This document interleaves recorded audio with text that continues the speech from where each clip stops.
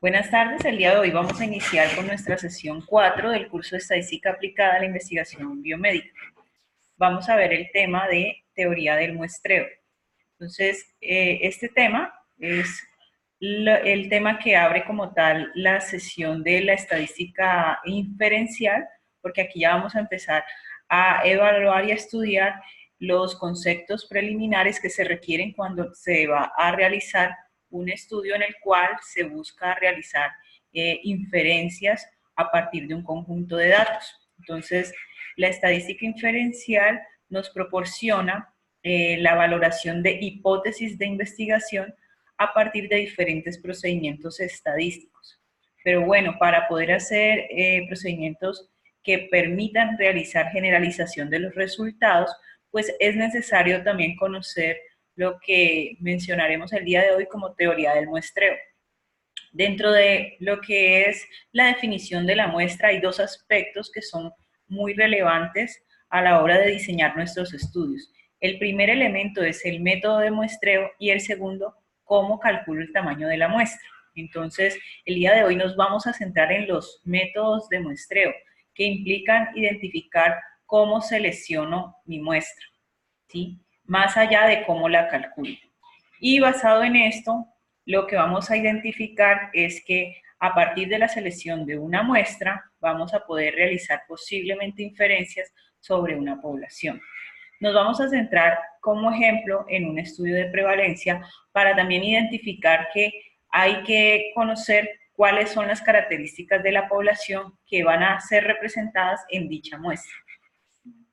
Entonces, en estos dos gráficos los hemos visto ya en algunas de las sesiones, pero el día de hoy pues vamos a dar como tal el concepto esencial de lo que es parámetro y estimador, dado que son muy importantes a la hora de empezar a definir nuestro método de muestreo. En principio vamos a encontrar que un parámetro es una característica que es cuantificable en una población y la muestra es el fin de un estimador para estimar un parámetro, es decir, es la representación del todo en un conjunto más reducido de elementos.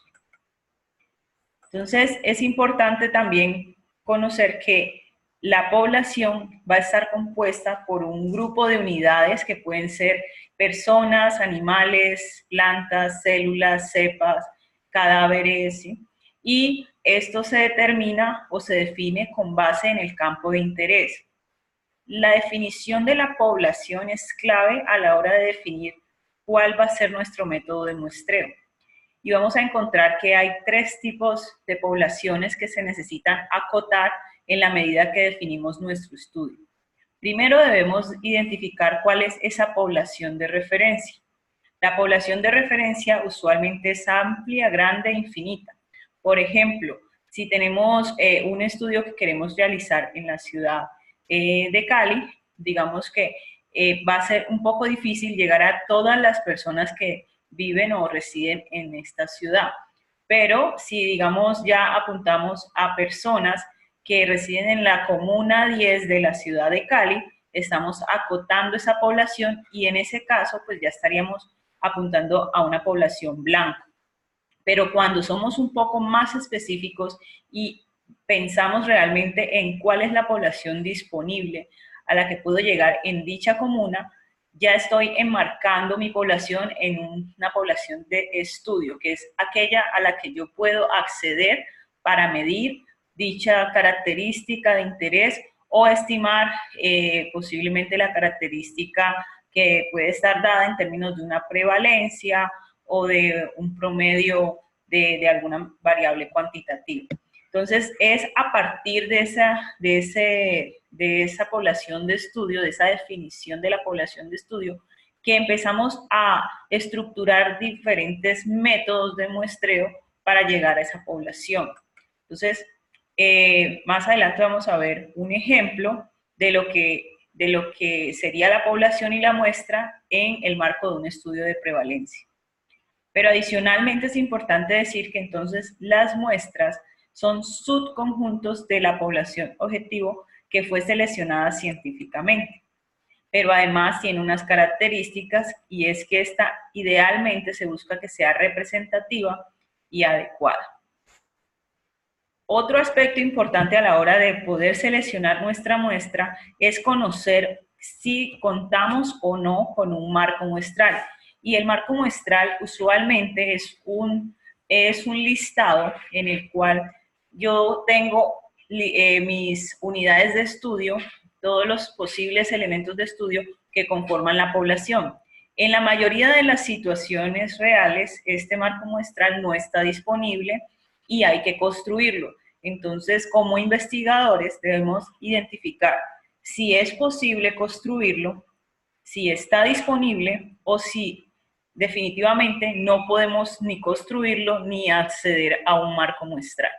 Con este marco muestral es que vamos a decidir prácticamente si estamos en un marco de muestreo probabilístico y si no tenemos el marco muestral, pues vamos a estar en el marco de los muestreos no probabilísticos. El error de muestreo, por su parte, es el elemento que define si hay una diferencia que se considera como máxima tolerable en ese estudio entre el parámetro y el estimador. Entonces, en algunas expresiones se conoce este error de muestreo como error máximo tolerable y básicamente es la variación o diferencia que define el investigador que está dispuesto a aceptar entre el parámetro, que es el verdadero valor de interés, y el estimador. Entonces, este error de muestreo usualmente suele variarse entre el 1% y el 10%. Es ideal que cuando hagamos esta definición del error de muestreo, no nos casemos siempre con el mismo porcentaje, porque este va a variar o nos va a proporcionar diferente información dependiendo del evento de interés. Entonces, conozco algunos investigadores que dicen, no, yo siempre uso el 10% porque me da menor tamaño de muestra. Otros dicen, no, yo uso el 5% porque me parece que es más conservador. En mi caso, usualmente cuando se van a hacer las estimaciones de muestreo, lo que hago es estimar los tamaños de muestras diferentes, variando el error de muestreo desde el 1% hasta el 10%. Y ya se toma la decisión del tamaño de muestra más adecuado, dependiendo de costos, de recursos humanos que haya en el proyecto de investigación. Bueno, Vladimir nos dice que no le queda muy claro el concepto entre parámetro y estimador. Entonces, en un momento lo voy a repetir para que esto pueda quedar claro. ¿Listo?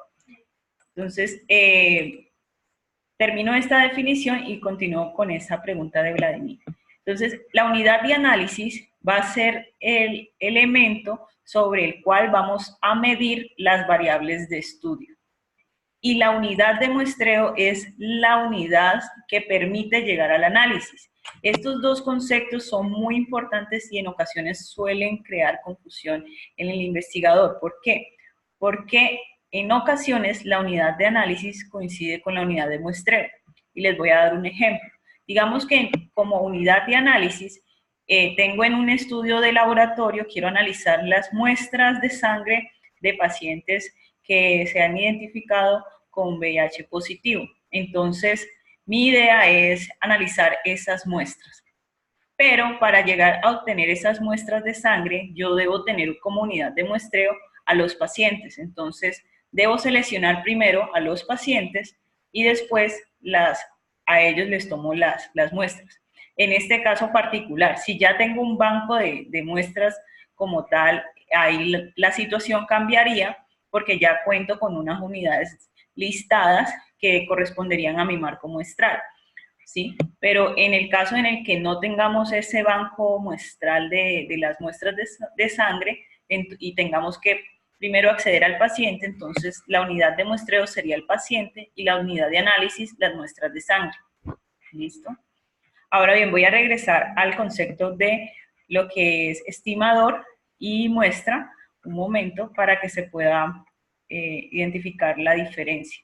Básicamente, un parámetro va a ser una característica que se encuentra en una población. ¿Cuál es el principal, la principal razón por la cual no medimos el parámetro?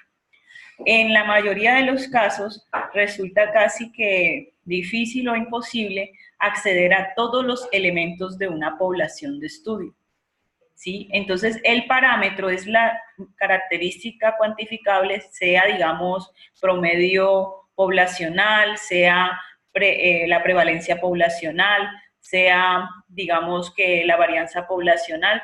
Estas características poblacionales usualmente se pueden medir únicamente en estudios que hacen censos, ¿sí? En el cual se hace una aproximación casi real a toda la población en estudio. Entonces, usualmente los parámetros para poder estimar directamente un parámetro digamos, en la vida real, con los recursos que tenemos, nos toca realizar estimaciones muestrales. Y por eso calculamos lo que se llama estimadores. Cuando decimos que el estimador es como tal, el fin del estimador es estimar un parámetro, lo que queremos decir es que el estimador trata de acercarse a conocer el verdadero valor de una característica real en una población, ¿sí? Entonces, el estimador es realmente un indicador de lo que ocurre en la población. Y por ende es lo que más se aproxima al verdadero valor que tendría un parámetro. Y esos son los conceptos de parámetro y estimador.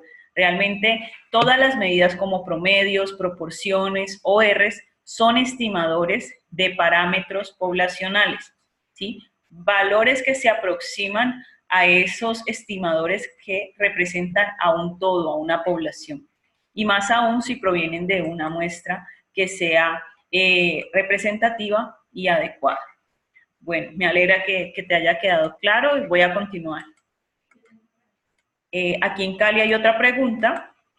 Danos, por un ejemplo de un estudio en que no exista un marco muestral, o sea, marco muestral. Lo vamos a ver ahora. Sí, entonces hasta ahora hemos visto los conceptos y vamos a ver también diferentes tipos de métodos y métodos de muestreo en los cuales existe o no marco muestral, ¿sí? El punto del clave para la clase de hoy es que hay que hacer una identificación si existe o no un marco muestral. Pues de ahí se van a desprender los métodos que encontraremos disponibles para hacer muestreos. ¿Listo?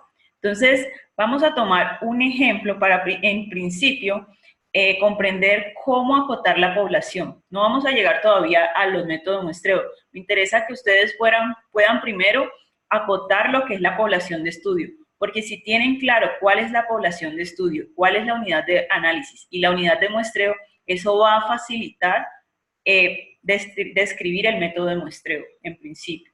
Entonces, en principio, como les había comentado, la población de referencia se dice que es amplia, grande, infinita. La población blanco ya está definida en términos de una característica temporal y geográfica, y la población de estudio ya permite limitar a qué población blanco podemos llegar como investigadores. Y finalmente, pues esperamos llegar a una muestra. Digamos que queremos hacer un estudio de geohelminthiasis, que son parásitos intestinales transmitidos por la tierra. Entonces, básicamente, esto se sabe que afecta principalmente a niños en edad escolar, mujeres embarazadas, y que sobre estos no se hace mucha atención en algunos programas de prevención debido a que pues, son población demasiado riesgosa en los tratamientos antihelmínticos. Digamos que eso dice la teoría, de pronto puede haber más. Entonces encontramos que la población de referencia para este estudio va a ser las mujeres embarazadas, pero llegar a todas las mujeres embarazadas acotando un espacio geográfico, digamos que en la ciudad, en el país como tal, en Colombia, sería muy difícil identificar un marco muestral, una lista en donde estén todas las mujeres embarazadas en este año, ¿sí? Con nombre y dirección y que podamos ir y tomar la muestra. Entonces, si somos, digamos, más específicos, podríamos pensar en que de pronto es factible llegar a todas esas mujeres embarazadas, pero en el municipio de Santiago de Cali y solamente en el año 2018. Cuando ya hacemos esta especificación temporal y geográfica, estamos viendo que nuestro estudio se va tornando un poco más realizable.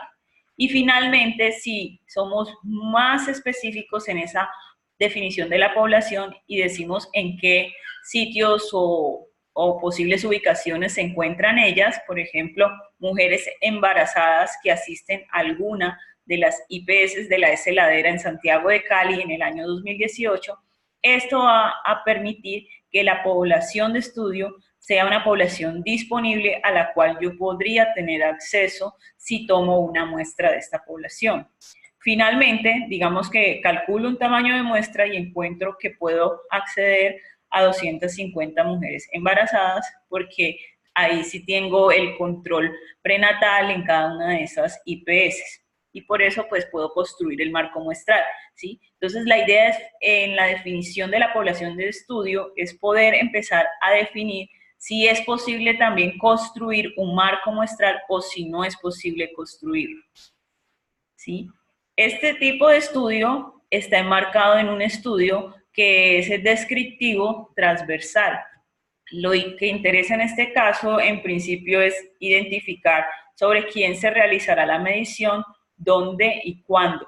Las características que siempre hemos dicho en los estudios es que deben tener una definición en tiempo, persona y lugar, y esto respondería como tal a esa definición requerida.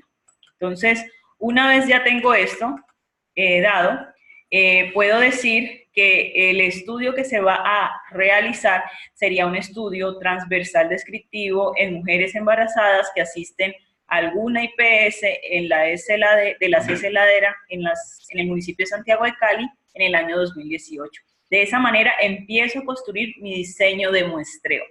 Una cosa es el diseño del estudio, que se puede dividir como tal en los procedimientos de aleatorización y todo eso, y los métodos estadísticos, pero otra es el diseño de muestreo. El diseño de muestreo requiere de elementos como la definición de la población, la definición del tipo de estudio, la definición del método de muestreo, que empezaremos a ver en un momento.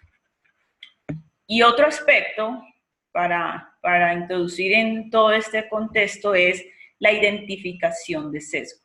Entonces, primero, la identificación de si tenemos o no un marco muestral, acompañado de la definición de la población.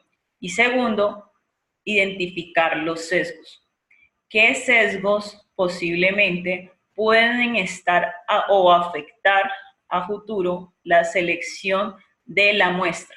Entonces, en general, pues tenemos dos tipos de sesgos: sesgos de selección, sesgos de información.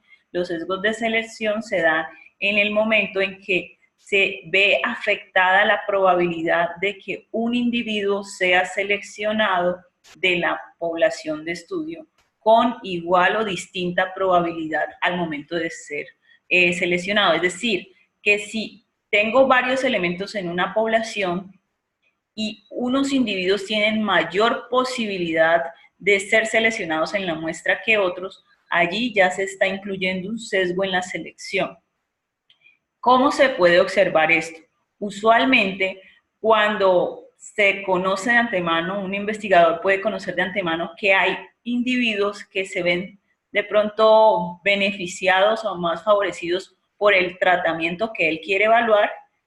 Digamos que estos individuos son de sexo masculino, entonces él prefiere seleccionar hombres en su estudio en lugar de mujeres. Si este médico o investigador opta por seleccionar, no de manera aleatoria, sino por conveniencia, más hombres que mujeres para obtener resultados favorables de su estudio, entonces está introduciendo algo que se llama sesgo de selección, ¿sí?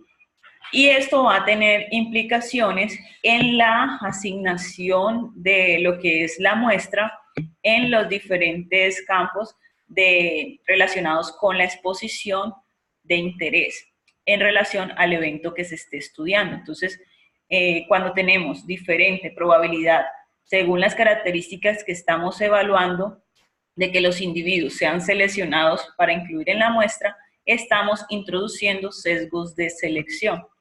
Y estos usualmente se van a encontrar en los muestreos que se llaman no probabilísticos, en los cuales no hay ningún mecanismo aleatorio o al azar que permita que se seleccionen estos individuos.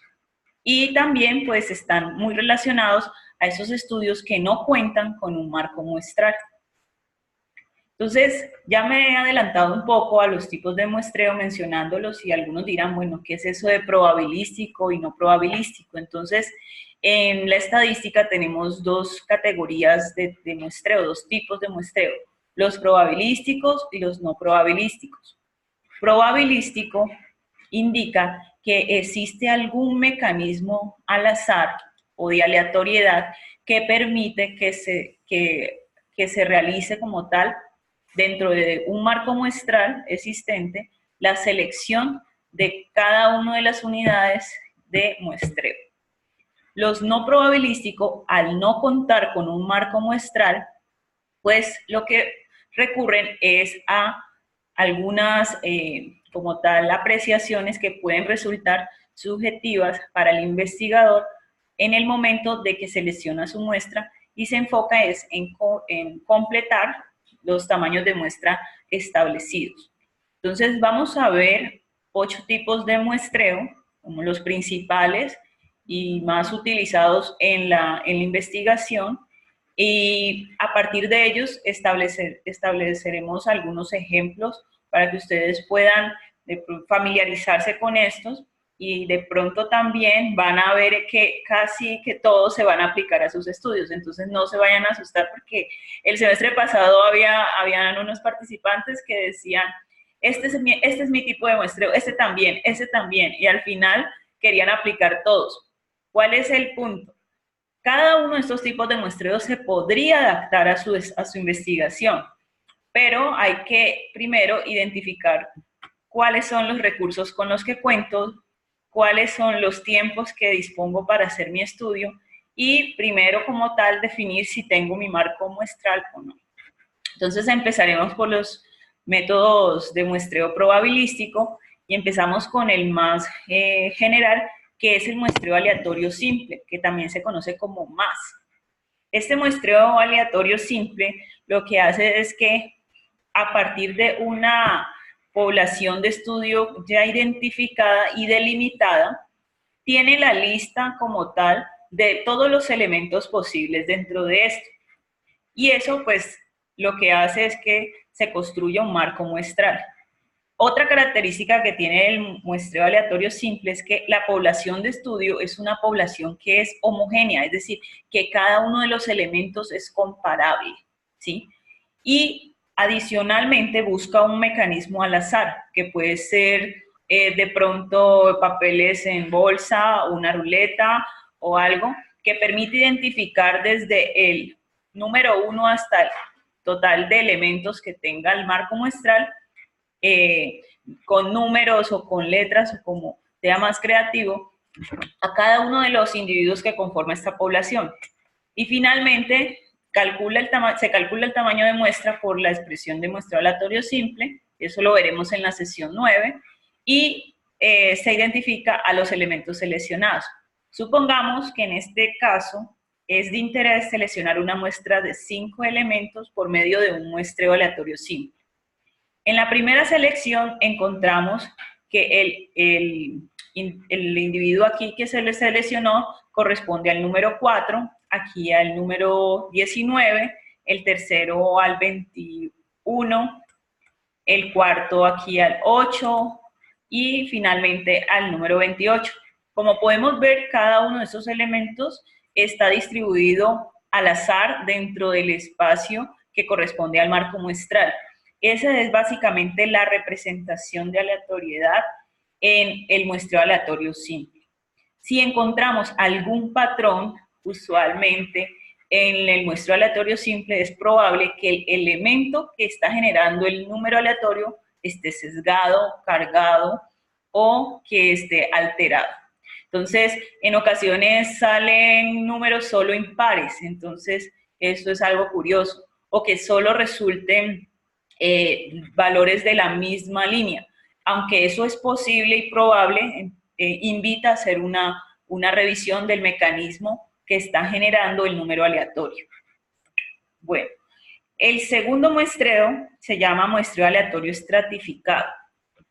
Cuando de antemano en nuestro estudio identificamos que hay diferencias por estratos, es decir, por alguna variable que permite formar grupos, por ejemplo, por sexo, por nivel socioeconómico, por nivel académico, en esos casos se sugiere plantear de antemano un muestreo aleatorio estratificado, siempre y cuando recuerden que se tiene un marco muestral. Este muestreo también es un muestreo probabilístico, pero aquí no se cuenta con una población que sea homogénea. Aquí la población está estructurada por estratos que identifican que hay una población heterogénea. La idea es identificar cuáles son esos estratos, los elementos que la conforman y tener el marco muestral de cada uno de esos estratos independientemente. Entonces, en este caso, cuando ya se identifican los marcos muestrales, también se genera el procedimiento de selección al azar, pero en cada uno de esos estratos. Entonces, de esa manera encontramos que dentro de los estratos, los individuos tienen características similares, pero entre los estratos, las características pueden ser diferentes. Y eso es lo que usualmente distingue el muestreo aleatorio estratificado del muestreo aleatorio por conglomerados. Ahí hago mucha precisión en esa diferencia porque es usual encontrar que en algunos estudios proponen hacer muestreo por conglomerados cuando en realidad la necesidad estaba enfocada en hacer un muestreo aleatorio estratificado. Tenemos otro tercer muestreo, que es el muestreo aleatorio sistemático. Y en este hay una ruta que se debe definir. Usualmente este tipo de estudios se utiliza mucho en estudios en el campo, para la agricultura, digamos que para identificar si hay brotes en las plantas, todo esto. Y básicamente el requerimiento del muestreo aleatorio sistemático, más allá de tener el marco muestral, es conocer el total de elementos que hay disponibles en esa población. El N mayúscula que conocemos como el N de la población de estudio, ¿sí?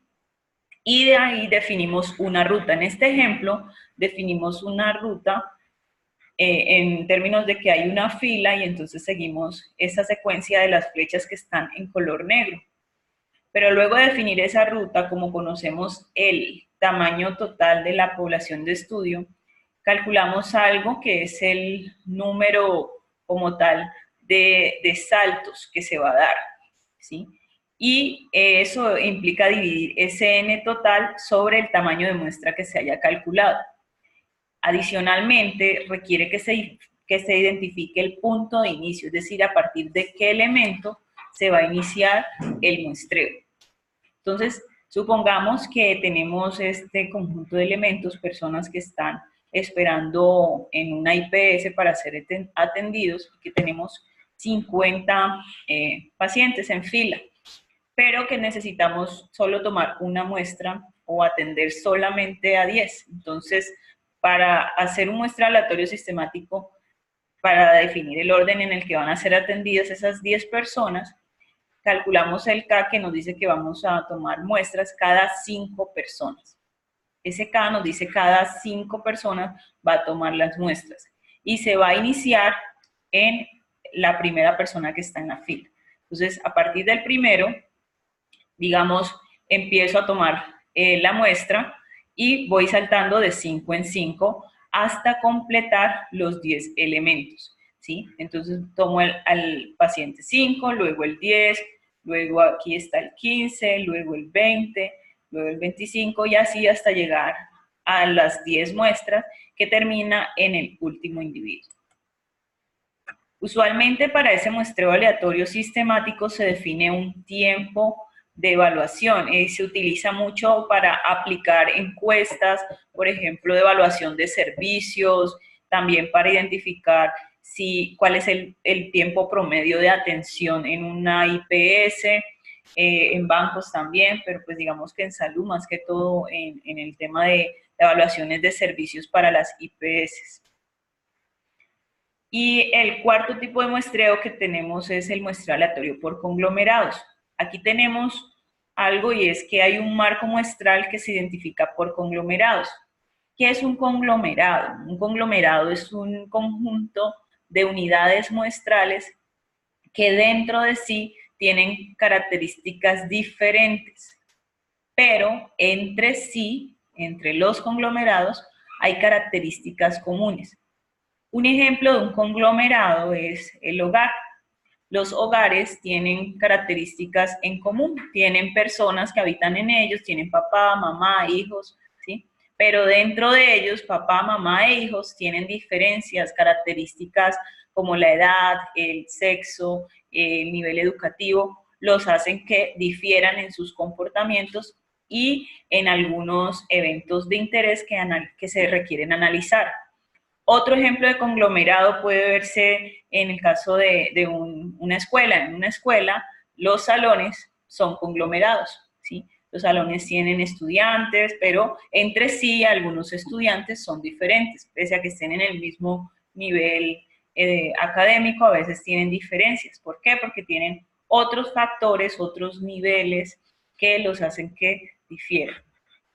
Los conglomerados usualmente también se espera que puedan estar listados. Esto aplica mucho en encuestas para los hogares que realiza el DANE, que realiza el CISBEN, y en esto pues tenemos la lista de los hogares.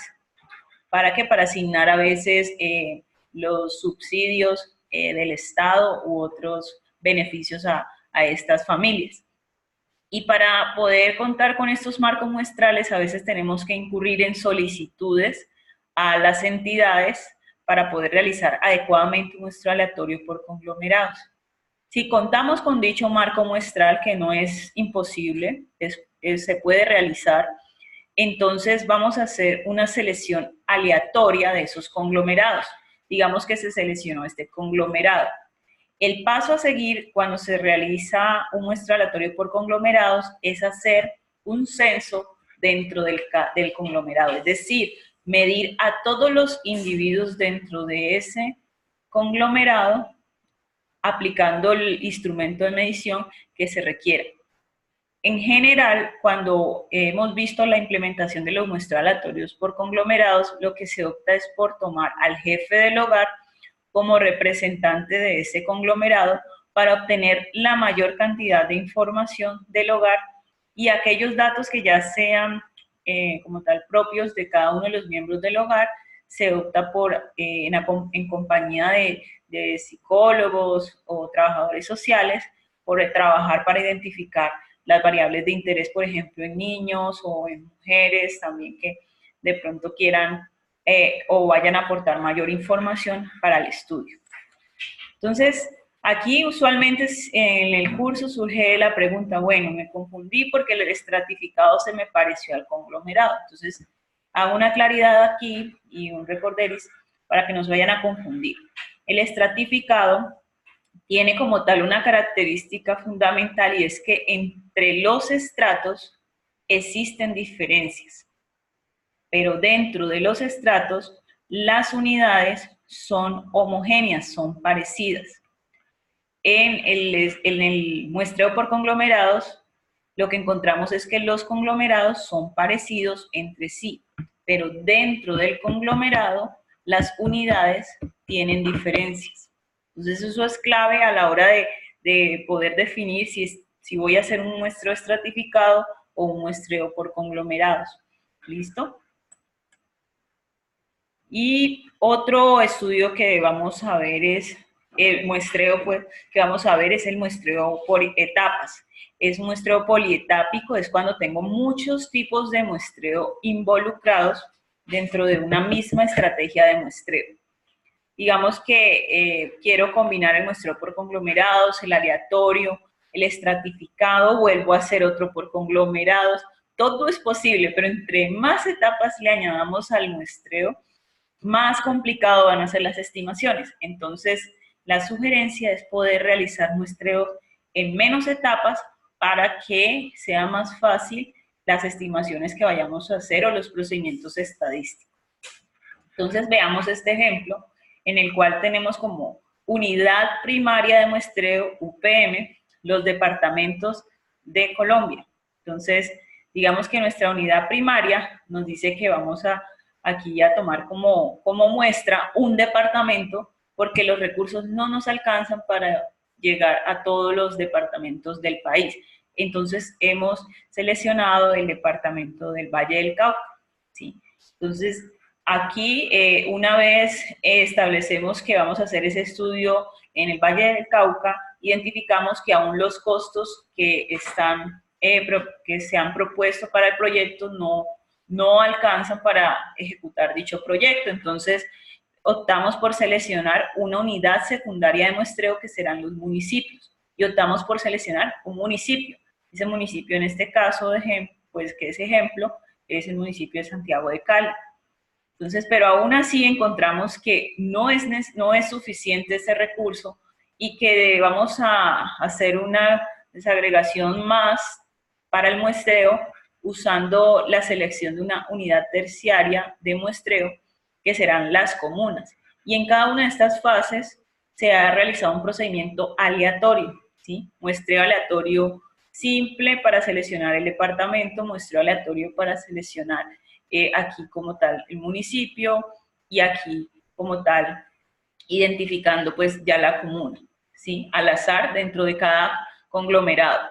Y después dentro de la comuna se debe identificar si los recursos alcanzan para hacer un censo completo de la comuna en términos de lo que se está evaluando en ese proyecto. Normalmente no, cuando se hace un muestreo polietápico es porque pues el recurso no va a alcanzar totalmente para hacer un censo dentro de cada conglomerado. Entonces, adicionalmente se implementa una estrategia de selección al azar dentro de esa unidad terciaria que es la comuna, tratando de llegar de manera representativa a los elementos que quiero describir en mi población de estudio. Y ese es como la estructura, como se va conformando el muestreo polietápico.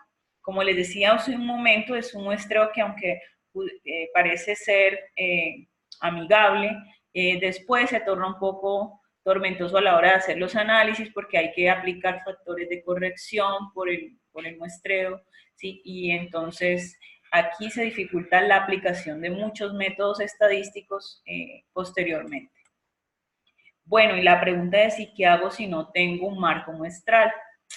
Entonces, pues en este caso tenemos los muestreos no probabilísticos. El muestreo por cuotas es una alternativa muy semejante al muestreo aleatorio estratificado, es decir, yo conozco que hay una variable que estratifica a mi población de estudio, pero entonces puedo apostar por definir una cuota. ¿Qué es una cuota? Digamos que yo conozco que hay un comportamiento diferencial por el sexo en una variable de que sea para mí de estudio y entonces propongo establecer una estimación del 25% que ingrese a mi muestra sean mujeres y el 75% restante sean hombres.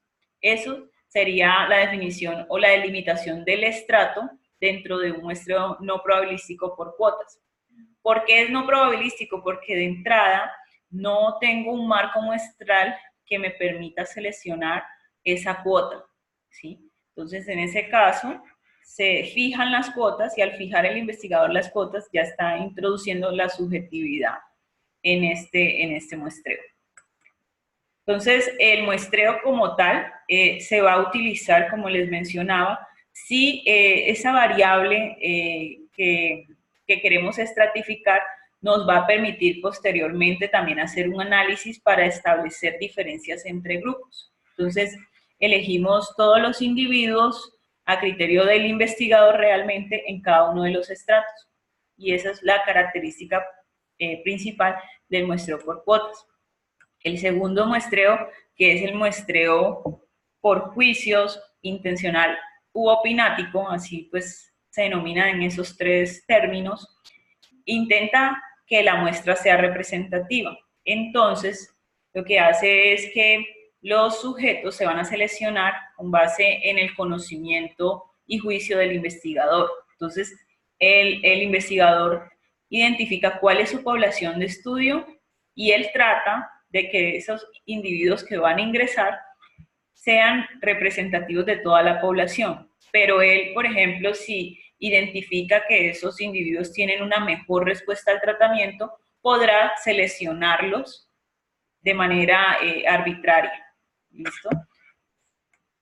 El muestreo casual, incidental o por conveniencia hace una selección directa e intencional que justifica usualmente por el fácil acceso que tiene a los pacientes o a los voluntarios.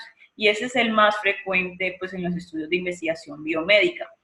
Este se distingue mucho del muestreo por juicios porque aquí el investigador además identifica el espacio en el cual va a ocurrir con mayor frecuencia el evento que le interesa. Entonces, por ejemplo, en un estudio en el cual se está estudiando sífilis, la prevalencia en sífilis gestacional, digamos que se encuentra que en el Hospital del Oriente hay mayor frecuencia de casos con sífilis gestacional. Entonces el investigador va a ese hospital, abre un consultorio allá para hacer su estudio y espera que las pacientes a las cuales se les diagnostique dicha enfermedad, entonces sean incluidas en su estudio, les hace el consentimiento y las ingresa en su muestra. De esa manera, al él fijar el sitio en el cual los pacientes deben llegar para que sean incluidos en su estudio, está haciendo un muestreo que se denomina como casual o accidental, ¿sí? Eligen el lugar o el medio en donde las personas van a ser incluidas en el estudio sin ningún juicio previo, ¿sí? Entonces, usualmente dicen, no, mi muestreo no es, tiene aleatoriedad porque yo no obligo al paciente a venir, pero usted sí ha seleccionado como investigador el sitio donde va a recibir los pacientes con un conocimiento previo. Entonces, el muestreo por conveniencia, adicionalmente, se acota de esa población identificada a un pequeño grupo que él conoce por investigación o por proximidad de pronto a esos sitios, a esas clínicas en donde ocurre el evento, que allí va a encontrar mayor frecuencia de casos, digamos que en ciertas unidades clínicas más cerradas o más acotadas. Estos dos muestreos son muy similares, pero aquí en el muestreo casual o accidental, el investigador tiene acceso a toda la población de estudio. En el muestreo por conveniencia, al fijar criterios de inclusión y de exclusión, el investigador está delimitando cuál puede ser su muestra. Y entre mayores criterios de exclusión se fijen, pues menor probabilidad de completar la muestra se va a tener para ese estudio. ¿Listo? Bueno, ¿hasta allí alguna pregunta? Bueno, en el chat o aquí en Cali pueden ir formulando sus preguntas y al final las abordamos. Bueno, finalmente tenemos el muestreo que se conoce como muestreo bola de nieve. Aquí lo que ocurre es que unos individuos conducen a identificar a otros individuos que presentan el evento de interés. Este tipo de muestreo es recomendado cuando hay un evento que, digamos, tiene o involucra poblaciones de estudio que son de difícil acceso. Por ejemplo, en enfermedades como VIH, usualmente si se identifica a un paciente que tiene VIH, es muy probable, altamente probable, que este paciente nos lleve a otro paciente con VIH. Pero el punto clave para hacer un muestreo bola de nieve efectivo es el incentivo económico.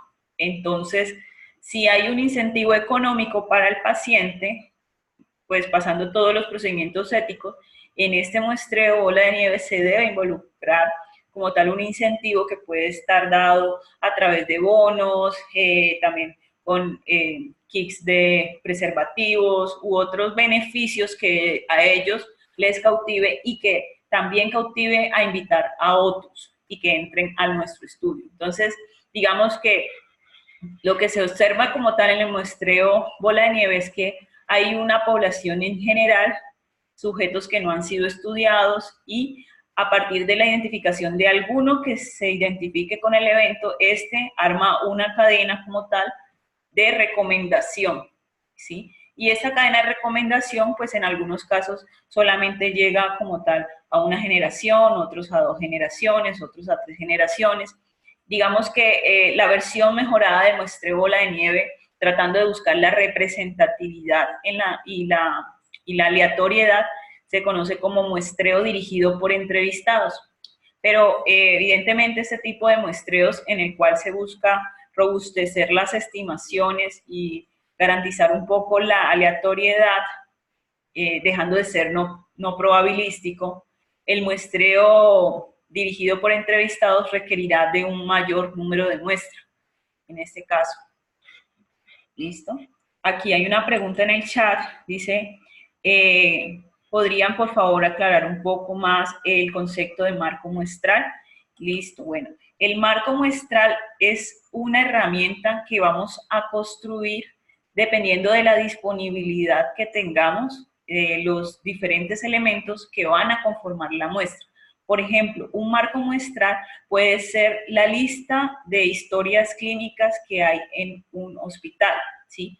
De pacientes que tienen, digamos, cierto evento de interés. Si tú quieres estudiar pacientes que presentan, qué sé yo, digamos que presentan alguna leucemia entre los 15 y los 20 años.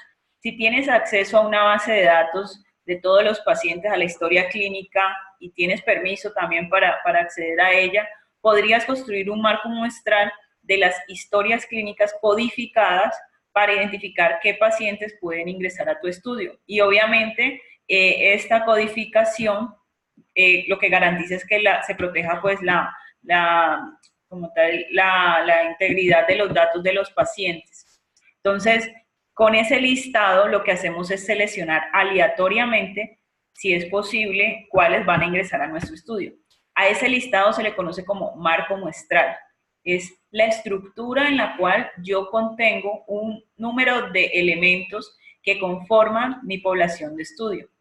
Y ya identificados, entonces me permite hacer un proceso de aleatorización.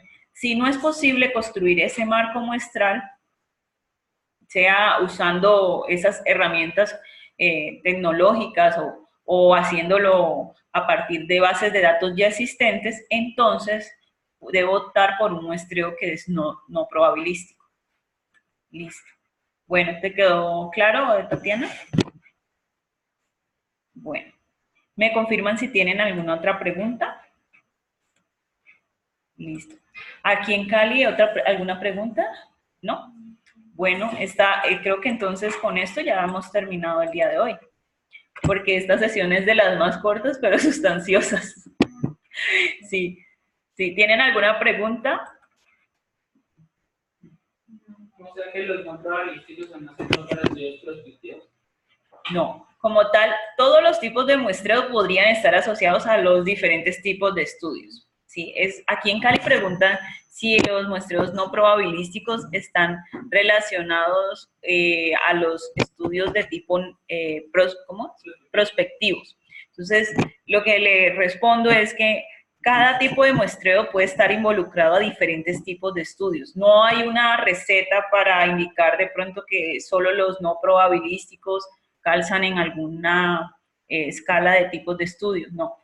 Todos estos tipos de muestreos pueden adaptarse a los diferentes tipos de estudio. ¿Qué ocurre? Y algo muy importante que ustedes no me han preguntado. ¿Qué pierdo yo al hacer un estudio no probabilístico? ¿Y qué gano al hacer un no probabilístico? Cuando hago estudios de tipo probabilísticos, mis resultados tienen lo que se llama validez externa. ¿Sí? Entonces mis resultados van a poder ser generalizados a otras poblaciones de estudio con características similares. Mientras que si yo realizo estudios de tipo no probabilístico, en esos casos estoy perdiendo esa validez externa. Pero mis resultados solo aplican para la población de estudio. ¿Qué ocurre? La validez interna en ambos tipos de muestreo se garantizará con los procedimientos que estandarice el investigador. O sea, la validez interna no va a estar garantizada por realizar un muestreo probabilístico o uno no probabilístico. Eso lo garantiza todos los procedimientos estandarizados, el control de calidad que se realice en los procedimientos, y que eso sea también valorado por el investigador.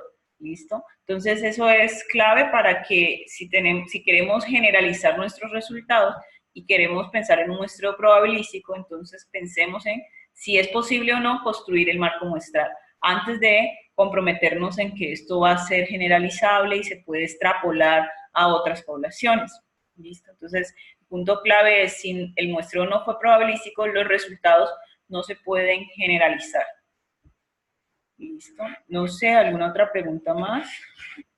De las preguntas históricas, creo que las abarqué todas. Sí. Bueno, entonces, no siendo más, nos vemos en la próxima sesión. Cualquier inquietud que pueda surgir en estos días revisando el material, recuerden que nos pueden escribir a través del foro, y también ya está disponible el debate para que puedan participar allí, y como ya hemos visto las 4 videoconferencias, pueden ir haciendo sus aportes. Muchísimas gracias a ustedes, nos vemos. Chao.